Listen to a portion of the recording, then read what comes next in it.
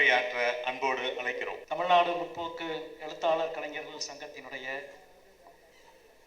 இந்த மகத்தான பயணத்தினுடைய முத்தாய்ப்பாக பொன்விழா நிறைவு கொண்டாட்டத்தின் நிறைவு நிகழ்வில் சிறப்புரையாற்றுவதற்காக வருகை தந்திருக்கின்ற மார்க்சிஸ்ட் கம்யூனிஸ்ட் கட்சியினுடைய அகில இந்திய பொதுச் செயலாளர் தோழர் எம்ஏ பேபி அவர்களுக்கும், அதே போல திராவிட முன்னேற்ற கழகத்தினுடைய நாடாளுமன்ற குழு தலைவரும் அன்பிற்குரிய கவிஞருமான திருமதி கனிமொழி கருணாநிதி அவர்களுக்கும், இந்த நிகழ்வில் நிறைவுரையாற்ற இருக்கின்ற தாமியகாசாவுடைய பொதுச் செயலாளர் தோழர் ஆதவன் தீட்சண்யா அவர்களுக்கும், மேடையிலே அலங்கரித்துக் கொண்டிருக்கின்ற நம்முடைய மதிப்பிற்குரிய தலைவர்கள் தோழர் அருணன் அவர்களுக்கும், மதுக்கூர் ராமலிங்கம் அவர்களுக்கும், ஹேமா, அன்பரசன், சைதேஜே உள்ளிட்ட அனைவர்களுக்கும், அதே போல இங்கே வீற்றிருக்கின்ற நம்முடைய மரியாதைக்குரிய மதிப்புமிகு தலைவர் பெருமக்கள், கூடியிருக்கிற தோழர்கள், ஊடக நண்பர்கள்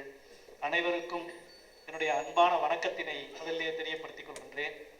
இந்த பொன்விழா மாநாட்டினுடைய நிறைவு நிகழ்வு இன்றைக்கு காலையிலே இருந்து கடந்த 50 ஆண்டு கால தாமியகாசாவினுடைய பயணம், அது தமிழ் சமூகத்திற்கு கொடுத்திருக்கிற பங்களிப்பு, தமிழ் அறிவுலகத்திற்கு இந்த இயக்கம் கொடுத்திருக்கிற பங்களிப்பு, தமிழ் கலை இலக்கிய உலகத்திற்கு திசை காட்டுகிற வேளைகளில் எப்பொழுதெல்லாம் மிக முக்கியமான கால நெருக்கடியாக வந்திருக்கிறதோ அந்த காலங்களிலெல்லாம் தாமியகாசாவினுடைய பங்களிப்பு, அது படைப்பு ரீதியாகவும் சரி, இயக்க ரீதியாகவும் சரி, செயல்பாட்டு ரீதியாகவும் சரி, அநேகமாக கடந்த 50 ஆண்டுகளில் இந்தியாவில் ஒரு எழுத்தாளர் கலைஞர்கள் என்ற கூட்டு அமைப்பு இவ்வளவு சிறப்பாக செயல்பட்டிருக்கிற அநேகமாக இந்தியாவின் முதன்மை சங்கமாக தாமியகாசா இருக்கிறது.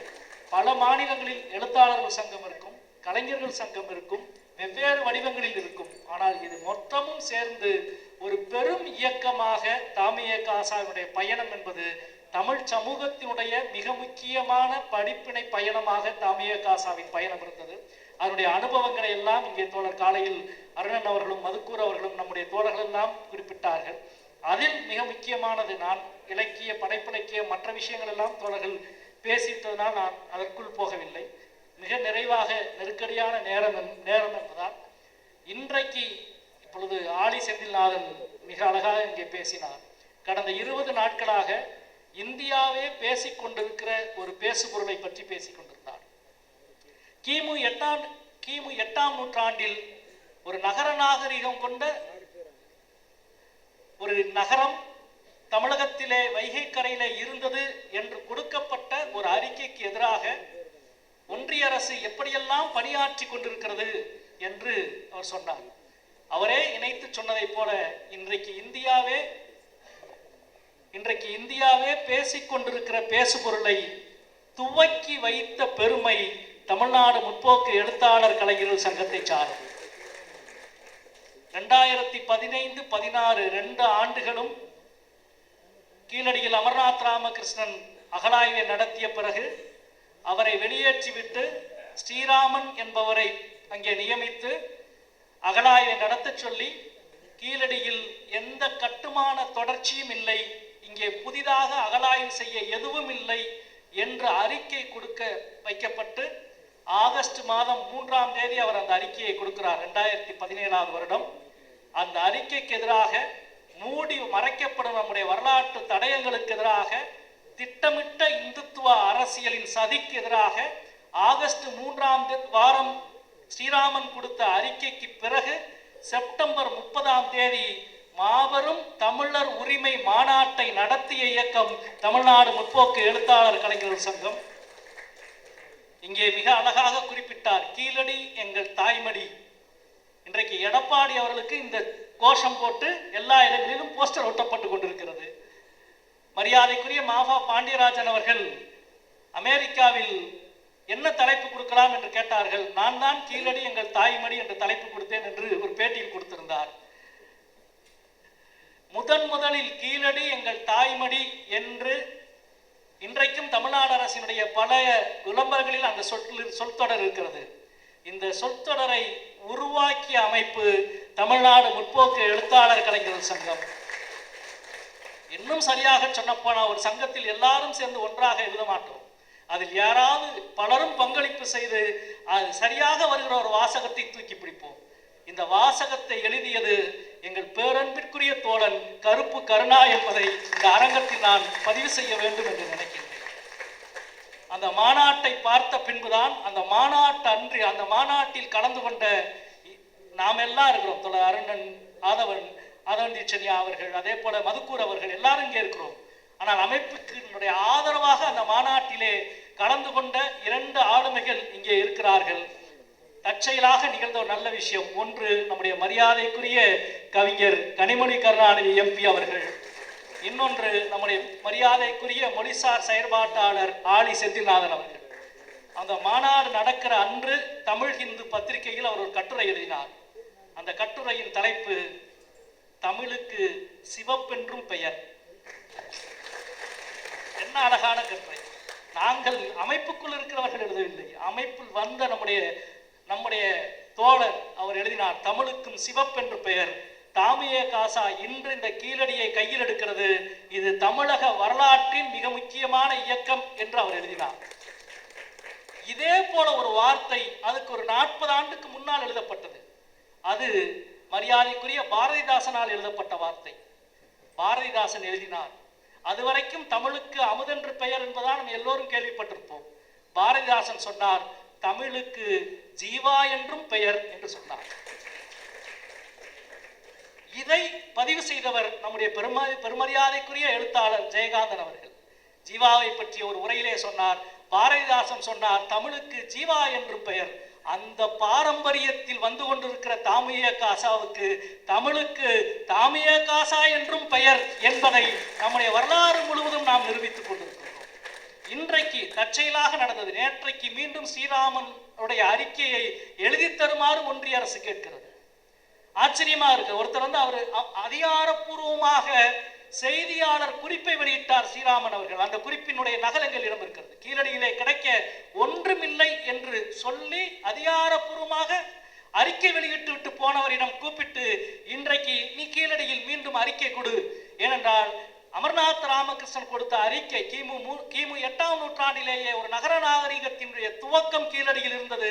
கிமு 5ஆம் நூற்றாண்டில் செழிப்புற்ற ஒரு நகர நாகரிகமாக அது உருவானது.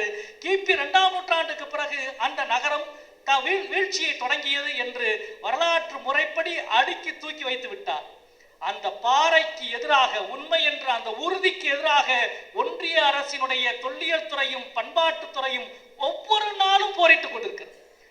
1200-3000 ஆண்டுக்கு முன்பு மகத்தான செங்கல் கட்டடங்களால் ஆன ஒரு பெரும் நகரம் கீழடி. நீங்கள் சொல்லுகிற வேத நாகரிகம் தான் இந்திய நாகரிகம் என்று சொல்லுகிறீர்களே, வேத வரலாறு தான், வேத நாகரிகங்களால் உருவாக்கப்பட்ட வரலாறு தான் இந்திய நாகரிகம் என்று சொல்கிறீர்களே, உங்கள் வேதத்தில் செங்கல்லை பற்றி, நகரத்தை பற்றி ஒரே ஒரு குறிப்பாவது இருக்கிறதா? ஒரு குறிப்பும் கிடையாது. இன்னும் சொல்ல போனால், சரியாக சொல்ல போனால், ஒரே ஒரு பாட்டில் இந்திரன் நகரங்களை அழிப்பதான ஒரு குறிப்பு வருகிறது.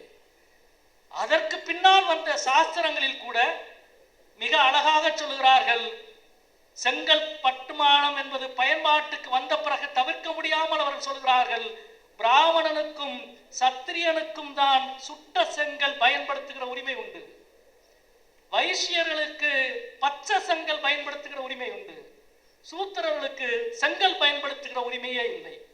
பின்னால் வந்த வாஸ்து சாஸ்திரம் உள்ளிட்ட சாஸ்திரங்களில் வழங்கப்படுகிற பட்டியல், சூத்திரர்களுக்கு செங்கல் வைத்துக் கொள்ள உரிமையே இல்லை என்றால், இதை சொல்லுவதற்கு சுமார் 1000 ஆண்டுக்கு முன்பு சுட்ட செங்கல்லால் பெரும் நகரத்தையே கட்டி எழுப்பிய அறிவு சமூகமாக, இந்த மறை வேறுபாடுகளுக்கெல்லாம் அப்பாற்பட்ட ஒரு நாகரிகமாக கீழடி நாகரிகம் எப்படி இருந்தது என்பதற்கான மிக முக்கியமான சான்றாக இவைகள் எல்லாம் இருக்கிறது. அதே போல இங்கே மிக முக்கியமாக தோழர்கள் எல்லாம் குறிப்பிட்டதை போல, தமிழ்நாட்டில் தான் இந்த மிக முக்கியமான வரலாற்று அடையாளம், வரலாற்று உண்மை, மொழிசார் உண்மை, இது இங்கே இருந்த உருவான எல்லா மதங்களுக்கும் முன்பு, மத உணர்வுகளுக்கு, மத அமைப்புகளுக்கெல்லாம் முன்பு தமிழ்நாட்டில் வலிமை கொண்ட ஒரு அமைப்பாக, வலிமை கொண்ட உணர்வாக இங்கே இருந்தது மொழி சார்ந்த உணர்வு. எனவே தான் எல்லா மதங்களும் இங்கே தங்களது மதத்தை பரப்ப வேண்டும் என்றால் இந்த மொழிக்கு உரிமை கொண்டாடினர். அது சைவமா வைணவமா எல்லாம் அப்படித்தான் செய்தது. நீங்கள் இந்தியாவில் வேறு எங்கேயும் இந்த ஆச்சரியத்தை பார்த்திருக்க முடியாது. படைக்கிற கடவுள், பாதுகாக்கிற கடவுளாக சொல்லப்படுகிற விஷ்ணுவுக்கு திருமண் இடுகிற பழக்கம் உங்களுக்கு தெரியும். வைணவத்தில் திருமண் இடுகிற பழக்கம். அந்த திருமண் எப்படி இட வேண்டும் என்று நம்மாழ்வார் சொல்லுகிறார் ஒரு பாடலில். அந்த திருமண் எப்படி இட வேண்டும் என்றால், பாண்டியனுடைய சின்னம் இரட்டை கயல், நின்று கொண்டிருக்கிற 2 கயல் மீன்கள், நடுவில் ஒரு செண்டு இருக்கும். ஆதி பழைய மன்னராட்சியான பாண்டியனின் சின்னமான இரட்டை கயலும் நடுவில் சென்றிருப்பது போல பெருமாளுக்கு 2 பெரிய கோடுகளும் நடுவில் ஒரு கோடும் போட்டுகிற திருமண் இட வேண்டும் என்று உலகை பாதுகாக்கிற கடவுளுக்கு எப்படி திருமண் இட வேண்டும் என்ற குறிப்பை தமிழ்நாட்டின் வரலாற்று அடையாளத்திலே இருந்து நம்மாழ்வார் பாடுகிறார் என்றால், இந்த வரலாற்று உண்மைகள் அடையாளம் இந்த மண்ணில் எவ்வளவு வலிமை பொருந்தியது என்பதை நாம் இங்கே அடிக்கோடிட்டு காட்ட விரும்புகிறோம். அதே போல அப்பர் தேவாரத்திலே பாடுகிறார், நீ இறைவன் என்னவானாய் என்றால், இந்திய மொழிகளெல்லாம் வேத கடவுள்கள் வேதத்தை வழங்கி நீ வேதமானவன் என்றுதான் பாடுவார்கள். ஆனால் அப்பர் தான் முதலிலே மிக அழகாக தன்னுடைய தேவாரத்திலே சொல்லுகிறார், முத்தமிழும் நான்மறையும் ஆனவன் நீ என்று சொல்கிறார். இந்தியா முழுக்க நான்மறையானவன் தான் இறைவன் என்று சொல்லப்பட்ட பொழுது, நான்மறையானவன் என்று மட்டும் சொன்னால் இங்கே கடை வேகாது, இங்கே நாம் ஒன்றும் செய்ய முடியாது. நான்மறைக்கும் முன்பே முத்தமிழானவன் என்று சொன்னால்தான் நமது மதமும் நம்முடைய இயக்கமும் வளரும் என்று, அது வைணவமாக இருந்தாலும் சரி, சைவமாக இருந்தாலும் சரி, மதங்களை பரப்ப நினைக்கிற எல்லோரும் இங்கே இருந்த மொழி உணர்வுக்கு முன்னால் முதலில் பணிந்து வணங்கிவிட்டுத்தான் தங்களின் மதப்பணியை செய்தார்கள்.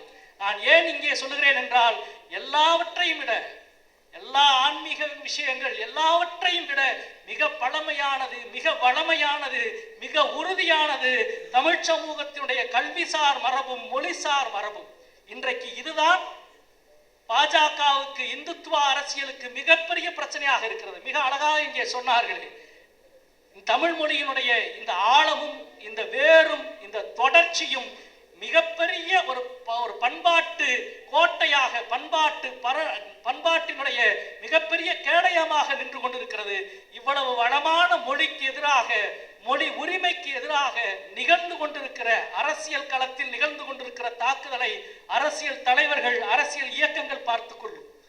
ஆனால் பண்பாட்டு களத்தில் நிகழ்ந்து கொண்டிருக்கிற தாக்குதலை யார் எதிர்கொள்ளுவார்கள் என்றால், கடந்த 50 ஆண்டாக பண்பாட்டு களத்தில் நிகழ்ந்து கொண்டிருக்கிற தாக்குதலை யாரிடமும் ஒப்பிட முடியாத அளவுக்கு மிகச் சிறப்பாக எதிர்கொண்டு கொண்டிருக்கிற இயக்கம் தாமியகாசா என்பதற்கு 75 அன்றைக்கு அவசர நிலை சட்டத்திலே துவங்கி இன்றைக்கு கீழடி வரை முன்னத்தியராக இருந்து இரவு பகலாக பணியாற்றி அதற்கான கருத்தியல் ஒற்றுமைகள் எல்லாம் உருவாக்கி களம் கண்டு கொண்டிருக்கிற இயக்கம் தாமியகாசா. இதற்கு வெறும் எழுதுவது மட்டுமல்ல, வெறும் வேலை பார்ப்பது மட்டுமல்ல, தமிழ்நாட்டினுடைய சிந்தனை தளத்தில் முற்போக்கு அம்சத்தில் நின்று கொண்டு, பகுத்தறிவு அம்சங்களிலே நின்று கொண்டு மகத்தான வழிகாட்டுகிற இயக்கமாக தாமியகாசா கடந்த 50 ஆண்டுகளாக மிகச்சிறப்பாக தன்னுடைய பங்களிப்பை செய்து கொண்டிருக்கிறது. இந்த பங்களிப்பு இங்கே தோழர்கள் எல்லாம் குறிப்பிட்டதை போல நம்முடைய பெருமரியாதைக்குரிய தலைவர்கள் தோழர் கே முத்தையாவில் துவங்கி தோழர் சங்கரையாவிலே இருந்து அடுத்தடுத்து தோழர் அருணன், தமிழ்ச்செல்வன் என்று அடுத்தடுத்த தலைவர்கள், பங்களிப்பு எழுத்தாளர்கள், மேலாண்மை பொன்னுச்சாமி, டி செல்வராஜ், கூசிப்பா என்று தமிழக கலை இலக்கியத்தில் அறியப்பட்ட எழுத்தாளர்கள், பங்களிப்பு செலுத்தப்பட்ட அறிவாளுமைகள் எல்லோருடைய பங்களிப்போடும் தாமியகாசா தனது தனித்துவமான முத்திரையை பதித்துக் கொண்டிருக்கிறது. இந்த 50 ஆண்டு நின்று திரும்பி பார்க்கிற பொழுது ஒரு ஆற்றல் வரும். பயணத்திலே மிக முக்கியமான இடம் நின்று திரும்பி பார்க்கிற இடம். அநீதி இழைத்த மன்னனை கண்ணகி எரித்து விட்டாள், அநீதி இழைத்த நகரத்தை கண்ணகி எரித்து விட்டாள். எரித்து விட்ட கண்ணகி நேராக சேர நாட்டை நோக்கி போகிறாள். ஆனால் இளங்கோவடிகள் மிக அழகாக ஒரு இடத்தில் சொல்கிறான், சேர நாட்டுக்கு கண்ணகி போகிற பொழுது ஒரு இடத்தில் நின்று திரும்பி பார்த்தாள் என்கிறான். நின்று திரும்பி பார்த்து மதுரை எப்படி எரியுது அப்படின்னு பார்த்துருக்கிறான். அது மதுரை என்ற நகரத்தின் மீது கோபம் அல்ல, அநீதிக்கு எதிராக நான் பற்ற வைத்த நெருப்பு சுடர்முட்ட எரிகிறதா என்று பார்க்கிற அறத்தின் ஆணவம் அது. அந்த இடத்தை தான் திரும்பி பார்த்த அம்மன் கோவில் என்று இன்றைக்கும் கோவில் வெட்டி வைத்திருக்கிறார்கள். மிக அழகான ஒரு இடம். சாதாரண மக்கள், எளிய மக்கள் அந்த அம்மனுக்கு திரும்பி பார்த்த அம்மன் என்று, என்னடா திரும்பி பார்த்த அம்மன் இந்த இடத்துல இருக்கேன்னு போய் சிலப்பதிகாரத்தை படிச்சா ஒரு இடத்தில் நின்று திரும்பி பார்க்கிறாள் கண்ணகி என்றால், அப்படி திரும்பி பார்க்கிற பொழுது நாம் செய்த பணியின் பயனை பார்க்க முடியும். அதற்கு காரணம், அடுத்து நாம் செல்ல வேண்டிய பணிக்கான விசையை நம் கடந்த காலத்தில் இருந்து நாம் எடுப்போம். திரும்பி பார்க்கிற இந்த இடம் தாமியகாசாவின் வரலாற்றில் மிக உற்சாகமான எதிர்காலத்தை நோக்கி பயணம் செலுத்துகிற ஒரு இடம் என்று சொல்லி இந்த வாய்ப்புக்கு நன்றி கூறி கருத்தரங்கத்தில் வந்திருக்கிற தலைவர்கள் அனைவருக்கும் வணக்கம் செலுத்தி முடிக்கின்றேன். நன்றி, வணக்கம்.